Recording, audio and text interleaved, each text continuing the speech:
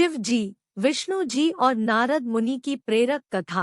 अहंकारी व्यक्ति दूसरों की अच्छी सलाह पर ध्यान नहीं देता है और फिर समस्याओं में फंस जाता है। एक बार नारद मुनि ने कामदेव को पराजित कर दिया तो इस बात का घमंड हो गया।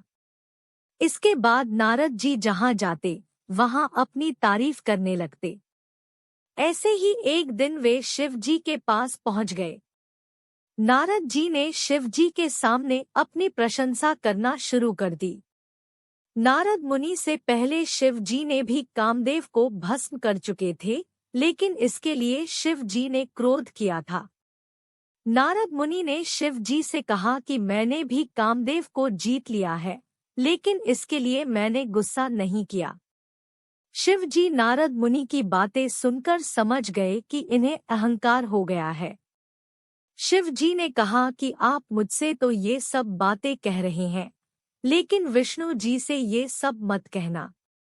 शिव जी सलाह सुनकर नारद जी को लगा कि शिव जी को मेरी प्रशंसा अच्छी नहीं लग रही है, इसलिए ऐसा कह रहे हैं। शिव जी से विदा लेकर नारद मुनि विष्णु जी के पास पहुंच गए। शिव जी की सलाह को अनदेखा करते हुए नारद मुनि ने विष्णु जी के सामने अपनी तारीफ करनी शुरू कर दी।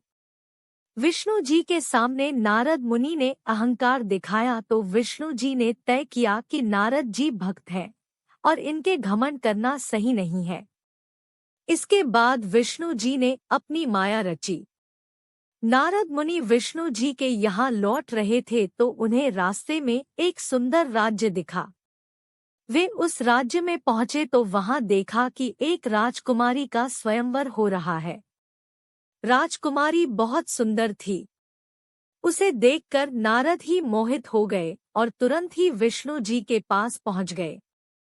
नारद मुनि ने विष्णु जी से कहा कि आप मुझे सुंदर रूप दे दीजिए, ताकि मैं उस स्वयंवर में जाऊं और वह राजकुमारी मुझे अपना वर चुन ले। मैं उससे विवाह करना चाहता हूँ। विष्णु जी ने नारद जी से कहा कि मैं वही करूँगा जो आपके लिए अच्छा है। इसके बाद नारद मुनि उस स्वयंवर में पहुंच गए। विष्णु जी ने नारद मुनि को बंदर यानी वानर का मुख दे दिया था। स्वयंवर में नारद पहुंचे तो वहां बंदर जैसे मुख की वजह से उनका बहुत अपमान हुआ। गुस्से में नारद मुनि ने विष्णु जी को शाप दे दिया, लेकिन जब उनका मन शांत हुआ तो उन्हें पूरी बात समझ आ गई। जब नारद का घमंड टूटा तो उन्होंने भगवान से क्षमा मांगी। कथा की सीख। इस कथा से संदेश मिल रहा है कि किसी भी स्थिति हमें घमंड नहीं करना चाहिए। अगर कोई व्यक्ति सही सलाह दे रहा है तो उस पर अमल जरूर करना चाहिए, वरना समस्याएं बढ़ सकती हैं।